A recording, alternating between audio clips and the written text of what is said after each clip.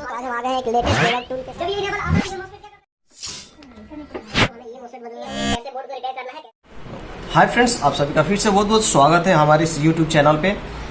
आज की इस वीडियो में हम बात करेंगे रैम सेक्शन के बारे में कि अगर आपका रैम का ऑपरेटिंग वोल्टेज नहीं बन रहा है तो बोर्ड ऑन होने से पहले आप क्या क्या चेक करेंगे, बोर्ड ऑन होने के बाद क्या क्या चेक करेंगे और क्या क्या चीज़ें आपको सावधानियां बरतनी चाहिए रैम सेक्शन को चेक करने में, क्या क्या दिक्कतें आ सकता है, इससे रिलेटेड कंप्लीट इस वीडियो में हम बात करने वाले हैं। और इस बोर्ड में रैम का ऑपरेटिंग वोल्टेज नहीं बन रहा है तो उसको हम रिपेयर करके भी आपको दिखाएंगे कि कैसे आप स्टेप बाय स्टेप चेक करेंगे और उसको कैसे रिपेयर करेंगे।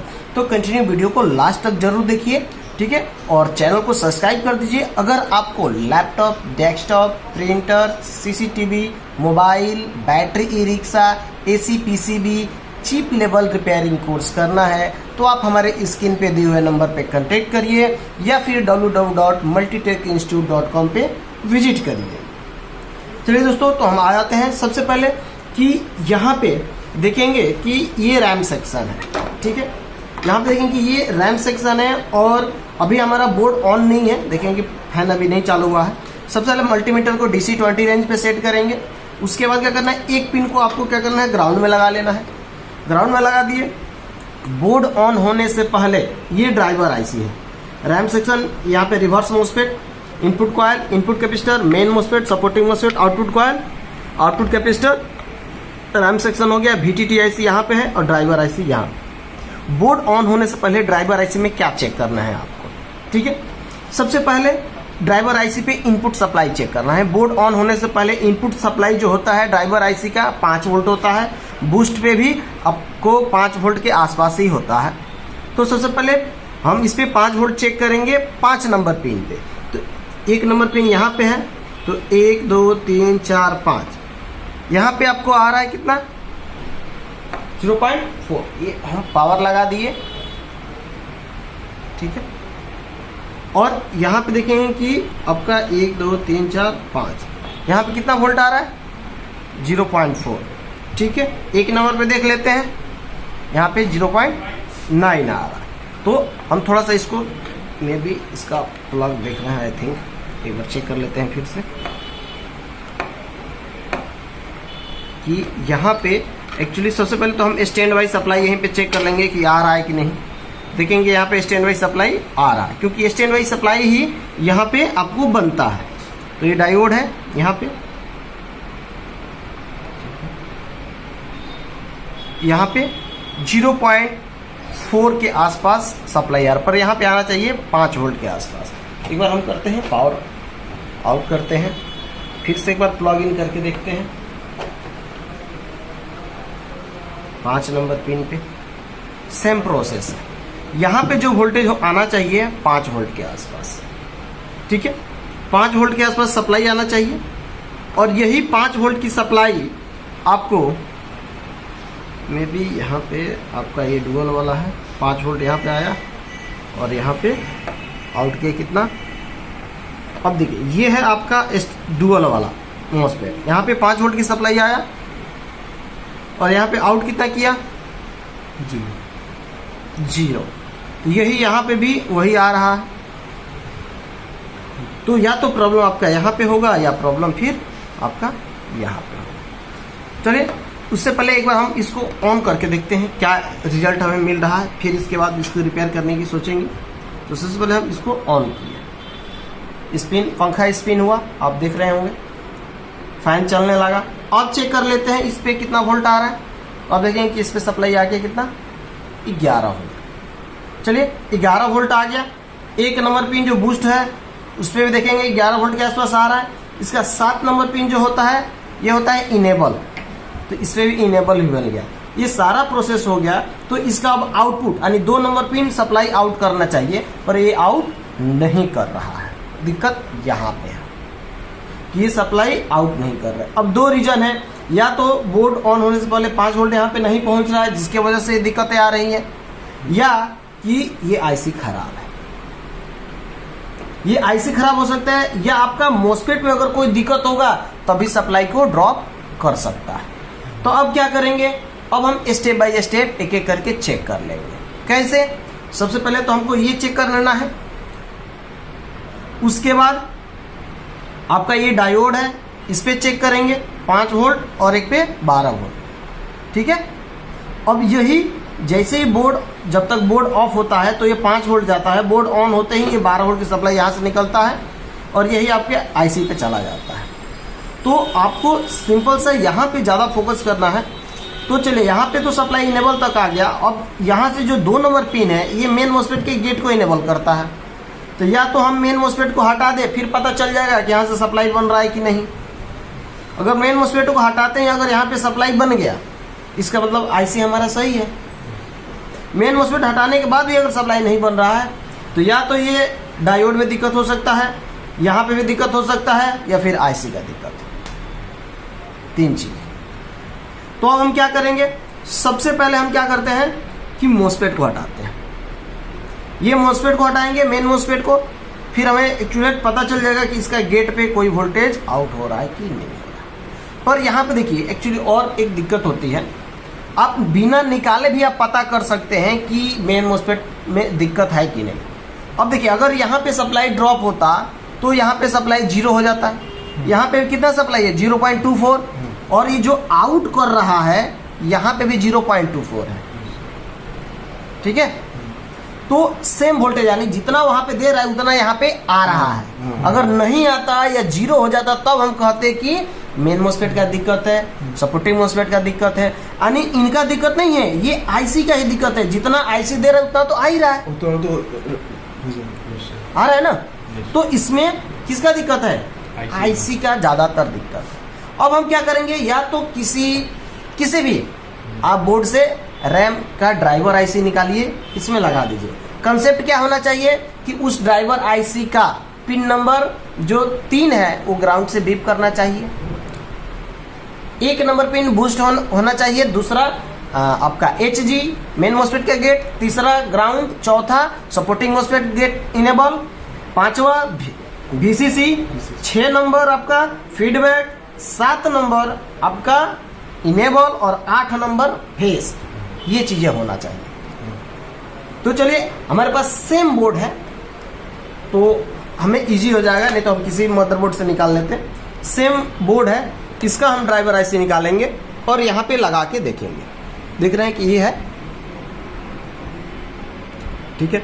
तो ये निकाल के हम यहाँ पे रिप्लेस करते हैं, फिर आपको दिखाते हैं। तो चलिए अभी पावर हटाइए।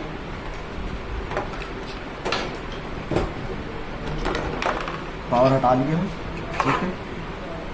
हल्का सा फ्लक्स लगाते हैं।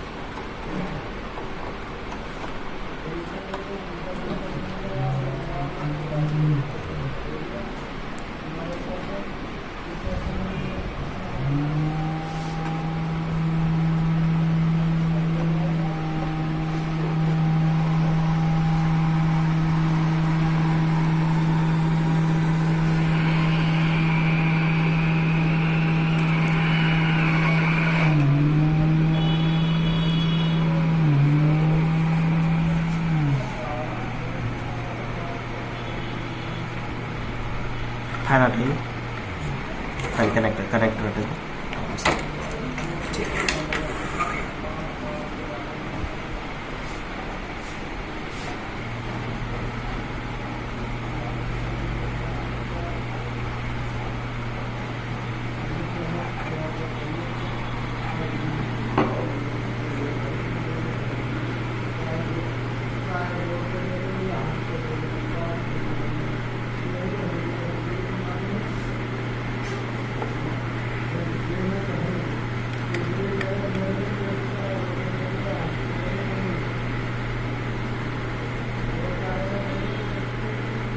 तो ये हम यहाँ पे जो दूसरा निकाले थे वो लगा देते हैं।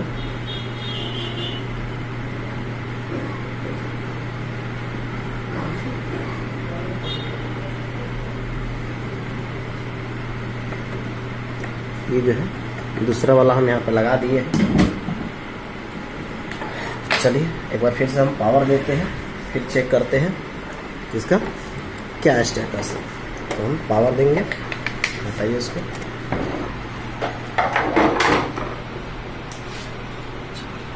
पावर दे दिए और हम चेक कर लेते हैं।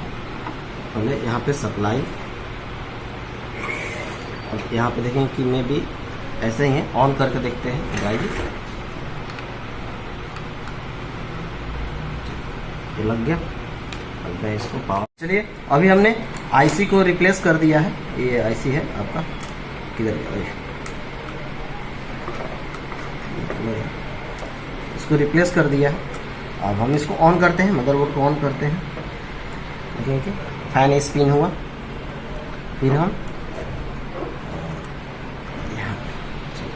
फैन स्पिन हुआ, यहाँ से कनेक्टर लिया था और स्पिन हो जाए, फिर चेक कर लेते हैं। चलिए फिर 5 नंबर पिन पे हम चेक कर लेते हैं।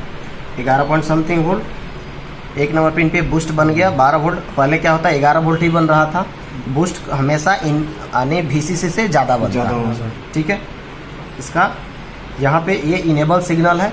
पहले हम 7 नंबर पिन पे लगाते थे तो वोल्टेज दिखाता था, अब यहाँ पे लगाएं ये बंद हो गया। तो ये रैम सेक्शन जब ओके रहेगा, जैसे ही 7 नंबर पिन पे आप लगाएंगे वो इनेबल सिग्नल होता है, तो क्या होता है वो बंद हो जाता है, यानी वो सिग्नल ग्राउंड में चला जाता है। फिर से ऑन कर लेते हैं, तो 7 नंबर पे आप DSO मशीन से चेक कर सकते हैं। ऑन हो गया। चलिए तो दूसरा नंबर पिन इस पे चेक करते हैं, बन गया कितना 6 वोल्ट। तो तीसरा नंबर ग्राउंड, चौथा नंबर पिन 6.8 वोल्ट, यानी दोनों वोल्टेज बन गया। और मेन मोस्फेट का गेट इनेबल हो गया होगा। जैसे मेन मोस्फेट का गेट इनेबल, इसके सोर्स से सप्लाई निकला 1.8 वोल्ट। पहले यहाँ पे कोई वोल्टेज नहीं निकल रहा था, और यही सप्लाई सपोर्टिंग के ड्रेन पे गया। सपोर्टिंग का फिर गेट इनेबल हुआ 6 पॉइंट समथिंग, और ये फिर सप्लाई आगे बढ़ा, आउटपुट कॉइल R2 कैपेसिटर से होते हुए चला गया कहाँ, रैम स्लॉट पे। ड्राइवर आईसी का 8 नंबर पिन जो है ये बन गया फेस, बन गया। और 6 नंबर पे मिनिमम 0.6 वोल्ट होना चाहिए फीडबैक, तो ये बन गया कंप्लीट। अब रैम सेक्शन हमारा ओके हो गया। अब प्रोसेसर भी हीट होने लगा। चलिए देखते हैं डिस्प्ले आया कि नहीं। देखो अब हम रैम यहाँ पे लगा दिए हैं, तो रैम सेक्शन में जो दिक्कत था, अब डायग्नोस्टिक कार्ड देंगे अभी नहीं। तो चलिए हम इसमें अब डायग्नोस्टिक कार्ड लगाते हैं और देखते हैं कि पहले तो वोल्टेज नहीं बन रहा था। अब देखें कि हमारा बोर्ड में रीडिंग आ रहा है कि नहीं, क्योंकि रीडिंग आएगा तो फिर हमें पता चल जाएगा। पावर हम लगा देते हैं, पावर लग गया। बोर्ड को ऑन करते हैं, देखेंगे कि यहाँ पे देखेंगे कि रीडिंग हमारा आ गया है। एक बार बंद करके फिर से चालू करते हैं और देखेंगे कि रीडिंग आने लगा हमारा, और कोडिंग आ गया अभी हमारा कितना D4 रीडिंग आ गया है। तो ये जो D4 रीडिंग है ये रैम सेक्शन का है। तो रैम सेक्शन बोल रहे हैं, रैम का है, क्योंकि रैम सेक्शन तो ओके हो गया हमारा। तो ये रैम का कोडिंग आ रहा है। तो इसको हम क्या करेंगे कि अब रैम बदलते हैं, दूसरा रैम लगाते हैं, फिर देखते हैं क्या इशू आ रहा है। तो पावर निकाल दीजिए, पावर निकाल दीजिए। चलिए हम दूसरा रैम एक लगाते हैं, मे भी ये सपोर्ट कर जाए, वो सपोर्ट नहीं कर रहा है।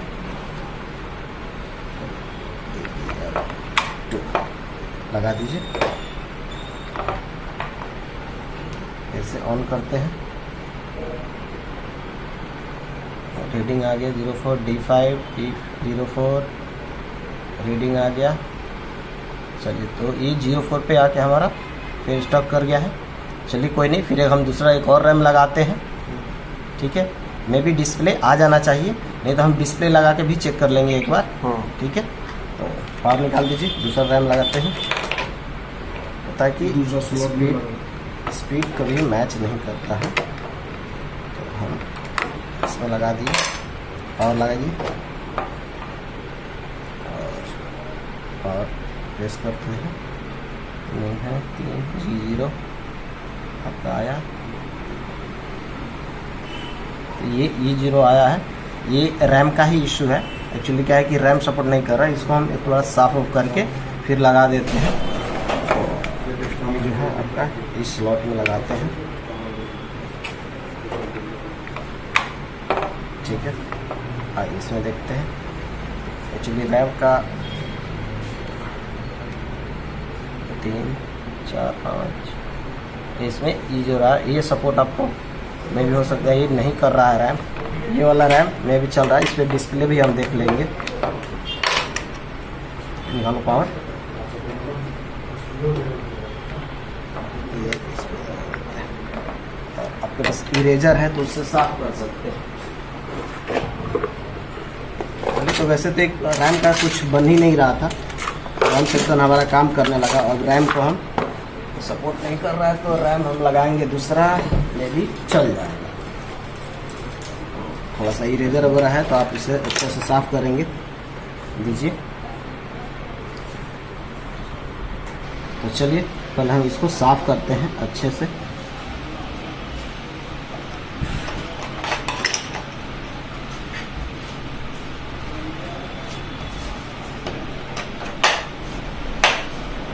साफ हो गया है। इसको आप स्लॉट को अच्छे से, डस्ट वगैरह होने की वजह से आप इसको अच्छे से आप साफ कर सकते हैं। वो ना हो तो ये वाला आपका स्लॉट है, इसमें कार्बन वगैरह आ जाता है तो प्रॉपर ही। हमारे पास पुराना वाला रैम है, देखते हैं सपोर्ट करता है, नहीं करेगा तो फिर नया हम लगाएंगे इसमें। फिलहाल जो है अभी उससे हम चेक करा देते हैं। पावर लगा दीजिए, ऑन करते हैं इसको। 1 2 3 4 5 6 D5 D6 C2 C3। तो यहाँ पे आके रुक गया। ये मोस्टली रैम का ही इशू होता है। E0 से लेके E9 तक, D0 से लेके D9 तक, C0 से लेके C9 तक, ये जो कोडिंग आता है ये रैम का ही होता है ज़्यादातर। तो आई होप कि आप अगर आप दूसरा रैम लगाएंगे तो ये आपका बोर्ड 100% चलेगा। तो लाके डिस्प्ले के साथ कनेक्ट किया है और चलिए हमने रैम भी बदल दिया, ठीक है। वो वाला रैम सपोर्ट नहीं कर रहा था, दूसरा रैम लगा दिए हैं। और अब इसको हम ऑन करते हैं। यहाँ से ऑन किए, रीडिंग चेंज होने लगा, दिख रहा है। और ये डिस्प्ले आएगा तो आपको दिख जाएगा। और यहाँ पर देखेंगे कि डिस्प्ले भी आ गया, रीडिंग भी हो गया। ये हमारा डिस्प्ले आ चुका है और ये हमारा रीडिंग भी आ गया, ठीक है। तो आई होप कि अगर आपको ऐसे ही और भी वीडियो देखने के लिए देखना है तो हमारे चैनल को सब्सक्राइब करिए, लाइक करिए, शेयर कर दीजिए। अगर आपको laptop, desktop, chip level repairing course करना है तो आप हमारे स्क्रीन पर दिए हुए नंबर पर कॉन्टैक्ट करिए या फिर www.multitecinstitute.com पे विजिट करिए। डिस्प्ले आने के बाद कोई भी कोडिंग आके यहाँ पे रुक सकता है, उससे आपको परेशान नहीं होना है।